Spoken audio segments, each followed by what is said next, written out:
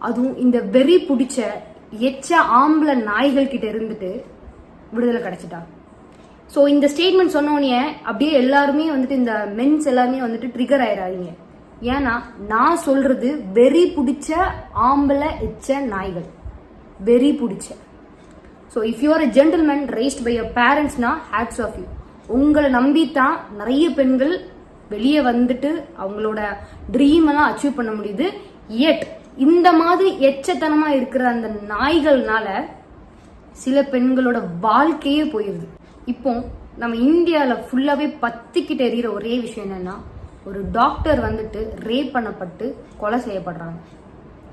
உயிரை காப்பாற்றக்கூடிய அந்த உத்தியோகத்துல இருக்கிற அந்த டாக்டர், ஷீஸ் அ ட்ரெயினி, ஓகேங்களா?